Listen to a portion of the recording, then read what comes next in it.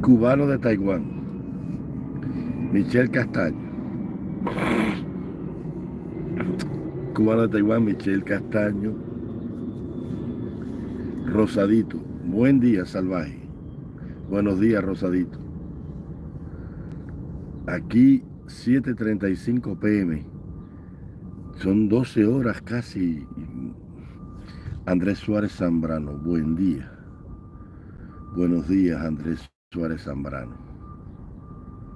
Siempre que oigo ese apellido tuyo me acuerdo de Luisa Pérez de Zambrana. Aquella poetisa, no me acuerdo dónde era Luisa, creo que era de La Habana, si mal no recuerdo.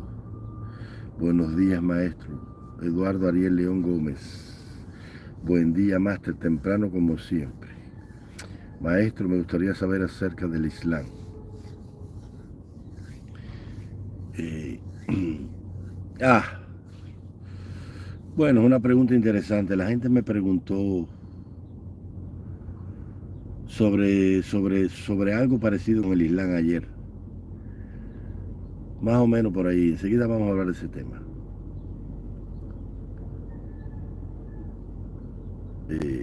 Maestro, me gustaría saber acerca de...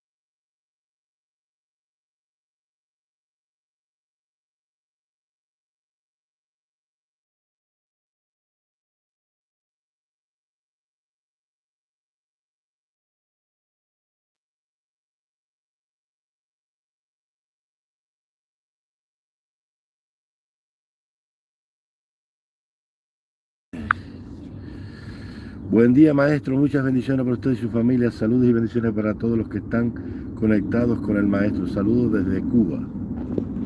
Cuba, la tierra de la libertad. De cómo sufren las mujeres que practican el Islam. Bueno, no son todos los... Bueno, el Islam tiene diferentes maneras de ser interpretado. Hay diferentes corrientes en el Islam. No es así en todos los lugares. Depende de la manera en que los clérigos de algunas regiones, tribus y naciones interpreten el Islam. No es así. Habla matador. Tranquilo, apuesto y todo lo demás, por supuesto. Habla matador. Habla matador. Oye, eso, habla matador. Aquí se puede preguntar sobre disímiles temas. Donde no se puede preguntar es en Alain Paparaxi. Alain no sabe nada, chico. Alain es un muchacho sin letra. Y de eso no sabe nada. Eliezer de eso no sabe nada, ni Otaola. Ni Luisito Denner sabe nada, ni Carlos Madrid de eso, ni Carlos Calvo. El profesor Gustavo León sabe de historia de Cuba, sobre todo la Cuba republicana, porque él no tiene grandes conocimientos sobre la Cuba, sobre la Cuba eh, no es tan fácil sobre disímiles temas, eso no es así. Nada, de la nada no sale nada, el conocimiento no se hereda, no se compra. Hay una fábula de Samaniego sobre el tema. Dice que un sabio llegó a un castillo de un rey en España, en la España de la preconquista, de la pre-reconquista, perdón, y vio en la capilla de un castillo a un señor feudal que había mandado encuadernar todas las obras de la época que de filosofía, ciencia había. En pergaminos de cuero lo tenía, dice Samaniego en el poema. Y mientras el sabio con él hablaba, con su bastón se apoyaba y una pregunta tan sencilla como esa hacía. ¿Ha leído usted aquel libro que está allá, que llama mi atención, señor? ¿Pudo entender la razón que quiso Amadís transmitir en su obra? Bueno, yo lo tengo, no lo he leído, pero, pero al menos el libro he conseguido. O sea, la fábula trataba de que había un hombre que había comprado una biblioteca, le había hecho un artesonado de la mejor madera, había mandado a imprimir todas las obras conocidas de la época en cuero con tachonadura, sus letras de plata y oro, pero no sabía lo que había adentro. Y Samaniego termina el poema diciendo que el conocimiento ni se hereda ni se compra con dinero. Ya de Creo que todo Eliezer es muy joven para saber de todo eso. Si era un muchacho tiene 30 y pico de años. Y no tuvo, yo vengo leyendo que soy un niño, desde que empecé a leer. Yo empecé a leer sin haber aprendido a leer. Yo sabía leer de memoria. Yo con 4 años sabía leer y nunca había visto una letra. De memoria me aprendía los carteles y los nombres. Y la gente se asombraba cuando mi padre me montaba en su carretón de caballo, que andaba, mi padre vendía cosas por la calle.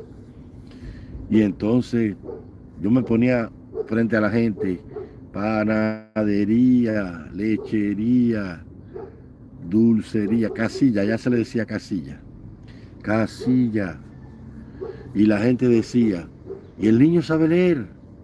Mi papá decía, no, no, no sabe. Yo sí sé, yo sí sé. Un niño 4 años tenía. Eso vino conmigo. Cuando yo hablé aquel día con el cura en la escuela donde Neymar estudió, él me dijo, en esa cantidad de niños ahí en miniatura, ahí está todo en miniatura, ahí está la puta en miniatura. No se va a volver puta, ya es puta, está ahí. Ahí está el ladrón. No se volverá ladrón, ya es ladrón. Ahí está el homosexual, no se volverá homosexual, ya es homosexual en miniatura. Ahí está el político, ahí está el hombre que aguantará cuernos, me decía. Y ahí estará la mujer masoquista. Ahí estará la mujer que traicionará al marido. En miniatura está todo ahí. Me decía, es herencia, hijo, me decía, es herencia. Y es herencia.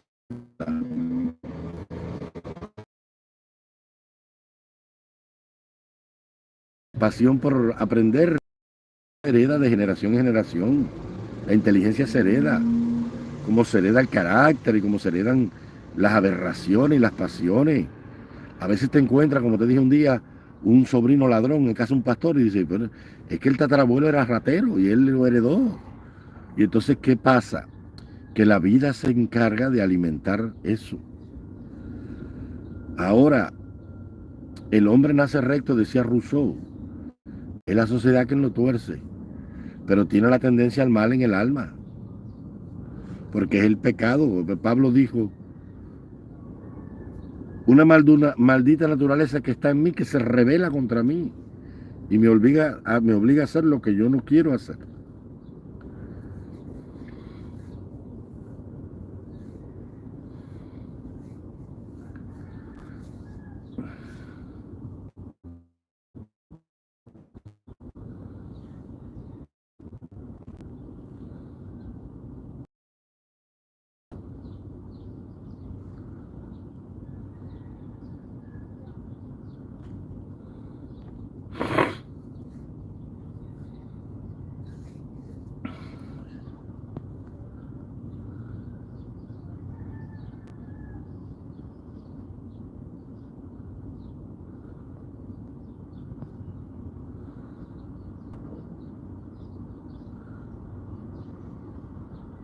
Sí, hay gente que dice que no lee, no lee. Yo conocí un muchacho que la madre tenía una pasión enorme porque él fuera comentarista deportivo. Y me lo presentó. 17 años iba a cumplir. Le dije, bueno, ¿y qué estás haciendo para prepararte? una persona que se va a dedicar a eso tiene que tener información, tiene que saber sobre ESPN, tiene que conocer las principales figuras del deporte en todas las disciplinas a nivel internacional por época, tiene que conocer el origen de los Juegos Olímpicos, quiénes son los dueños de los principales clubes deportivos, quién dirige las principales instituciones, el boxeo, la AIBA, la FIFA, la CONCACAF, ¿qué es esto y aquello? Tienes que leer, me dijo así. No me gusta leer. Me dijo, no me gusta leer. Y le dije, menudo futuro tienes como comentarista deportivo, mi amigo. Efectivamente. Se enamoró de una muchacha peruana, se fue para el Perú y allá trabaja. Ahí mismo murió en su sueño porque eh, a un casting, a una audiencia esta de personas que captan talento. Y cuando hicieron 3 preguntas, era un llame con corbata. No sabía. Y entonces ahí mismo perdió juego. Ahí mismo perdió juego. Entonces, si tú no tienes de dónde sacar, no puedes dar. ¿De dónde tú crees que viene el agua del manantial? ¿De dónde viene el agua del manantial? Pregunta rápido. ¿De dónde viene el agua de un manantial? Adalberto, maestro, ¿de dónde viene el agua de un manantial?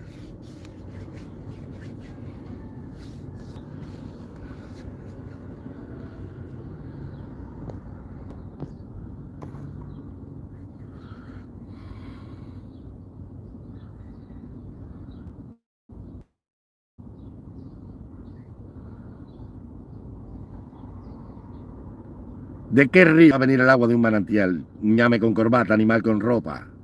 Microcefálico de pensamiento, huérfano de idea, inválido de mente, cuadrapégico de pensamiento. ¿De cómo va a venir el agua del manantial de un río?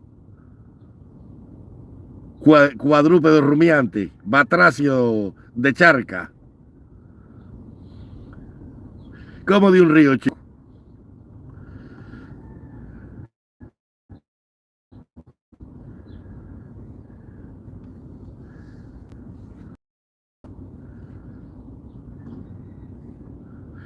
¿Cómo del andar? Déjame, quisiera tenerte aquí para apretarte el gaznate y que te salga la lengua bífida como si fuera una serpiente. Manantiales subterráneos, tampoco. Tampoco. ¿De dónde viene el agua de un manantial? ¿Será posible? Pero no puedo creer, no puedo creer eso. Una fuente subterránea, sí, pero tampoco, Rildo, tampoco. No se llama así. ¿De dónde viene? No es una fuente subterránea. ¿De dónde viene el agua de un manantial? Tiene un nombre en específico. De la montaña. No es parte del sistema de los niveles de presiones por vasos comunicantes de la montaña, de la lluvia que cae en las montañas, pero de cómo se crea el manantial. ¿De dónde emana el agua que sale de un manantial? Buenos días, maestro. Un saludo antillano. Un abrazo para ti. Del manto fluático. Leonardo Ruiz. No es fluático, es freático. Y no, el manto freático es el agua que está acumulada en el subsuelo. No, no es de ahí. De un acuífero subterráneo, exactamente. ¿Qué cosa es un acuífero? El agua que cae en las montañas se acumula como si fuera un bolsón en roca petrificada de cuarzo o roca ígnea, sobre todo roca volcánica, y entonces se acumula ahí y poco a poco por algún lugar el agua va saliendo menos de la que hay. Es un bolsón de agua que se acumula se llama acuífero, que baja hasta cierto nivel de la montaña o de la meseta y que alimenta lo que está más abajo, que son los manantiales.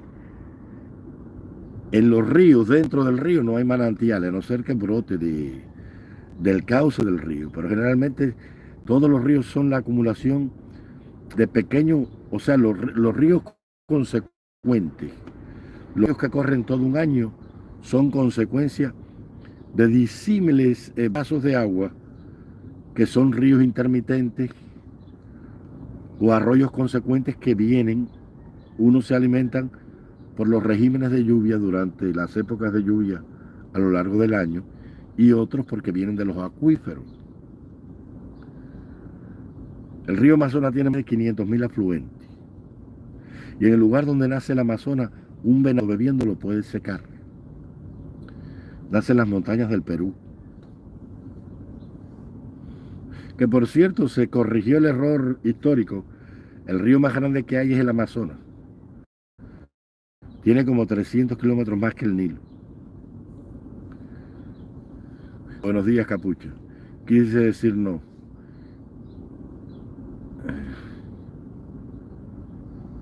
Yo me volví encima del Amazonas, sí, yo también. Conozco el Amazonas. Tiene más de 500. Y uno de los grandes brazos del Amazonas es el río el Ucayalí. Pero también está el río Napo, el río Negro, el río Marañón. Son ríos inmensos que corren desde el Ecuador hasta el Amazonas, desde el sur de Colombia hacia el Amazonas, desde las tierras del Orinoco de Venezuela hacia el Amazonas, Perú hacia el Amazonas. La ciudad de Iquitos, que está en Ecuador, digo en Perú, es una ciudad que se fundó en medio de la selva en los días que comenzaba la explotación del caucho. E Iquitos solamente se puede acceder a ella o por avión, una ciudad inmensa como La Habana, en medio de la selva, o a través de transporte marítimo, ferry o pequeños barcos de transporte de pasajeros que cruzan la inmensidad del río Ucayalí.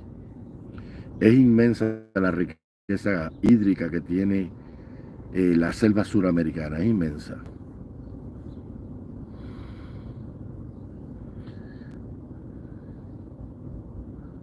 Sí, si fue en Oriente, agárrate, detrás viene el grande.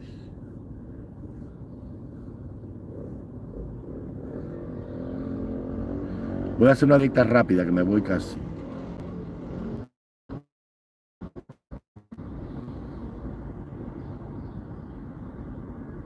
El Erectus, no le he dicho 300 mil, el Erectus, ven acá. ¿Qué tiempo tú llevas aquí con nosotros? No he contado 1.000.000 de veces el origen de ese embargo. No le he contado 1.000.000 de veces aquí. Tú no eres nuevo en este canal, tú llevas tiempo aquí. Tú vienes aquí a comerte los mocos, a tirar tiza, a ponerle espejito abajo a la muchachita para verle el blumercito.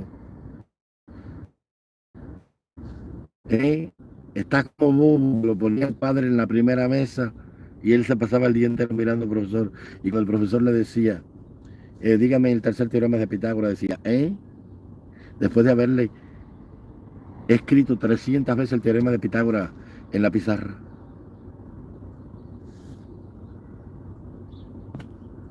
No, y por esos ríos cruzan petroleros, con petróleo crudo.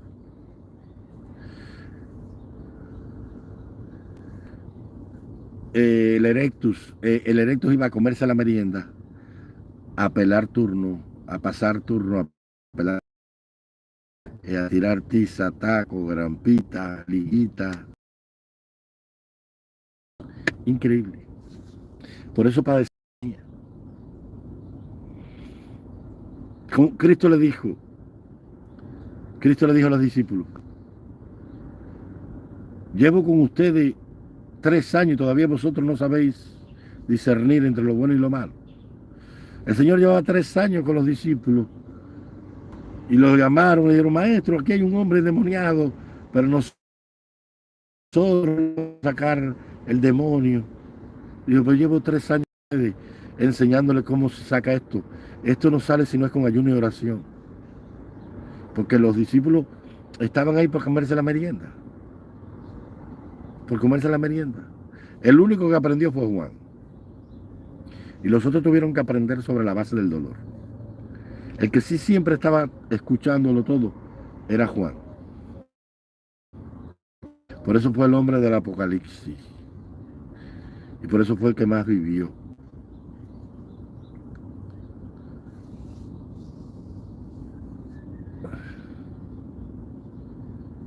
Sí, Brasil es el gigante sudamericano. Sí, Brasil es un país del tercer mundo todavía. Tiene 220 millones de habitantes. El problema es que todavía Brasil es una nación agraria. Y ninguna nación que cimente su desarrollo económico sobre la agricultura, que es el sector terciario, tiene estándares de primer mundo. Naciones Unidas exige 5 condiciones para que una nación sea del primer mundo. Primero, tiene que tener un PIB sostenido de crecimiento por lo menos de un 2,5% por 20 años. Tiene que tener una fuerza armada y una fuerza pública que se cimente sobre el imperio de la ley. Tiene que tener al menos 98% de su población alfabetizada, escolarizada y que hayan superado el séptimo, el noveno y el nivel medio de la educación, que es 12 grados. Tiene que tener una forma de gobierno democrática, no importa si es una monarquía parlamentaria o es una forma de gobierno republicano. Y tiene que tener una moneda, no tanto que sea de referencia mundial, sino que le dé confianza al inversor internacional a producir bienes y servicios dentro del país y que opere con esa moneda. Más, tiene que tener una política económica reconciliada con el medio ambiente y tiene que tener estabilidad social. Brasil no tiene estabilidad social. Brasil es un país donde los grupos delincuenciales, sobre todo en la favela, en las grandes favelas, en Sao Paulo, en Río, en Fortaleza, en Salvador de Bahía, en esos grandes lugares, los grupos delincuenciales campean por su respeto. Hay en Brasil tal vez 78% de la población esté alfabetizada a totalidad. Es una nación agrícola que el 80% de su industria y de su PIB dependen de la grande producción de soya, de caña de azúcar. Es la primera potencia azucarera del mundo, superó a la India. Y tanto la agricultura como la ganadería ocupan el 70% de su PIB. Entonces una nación que se dedique a eso no tiene desarrollo en la industria primaria y en la industria pesada. Y aunque Brasil ha dado inmensos pasos, agigantados diría yo, y posee una industria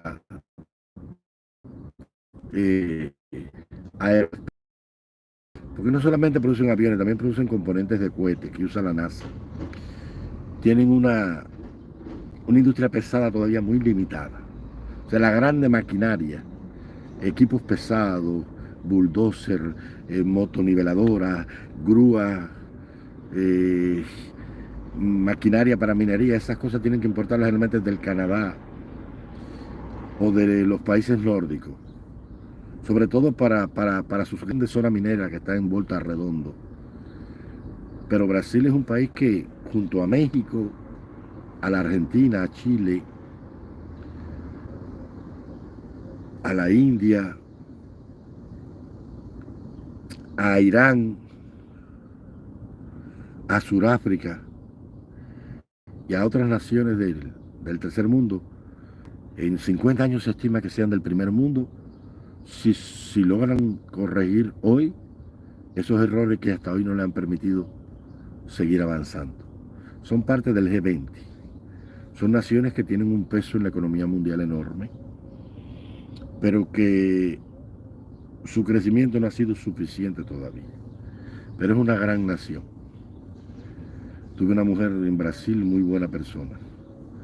Es una gran nación y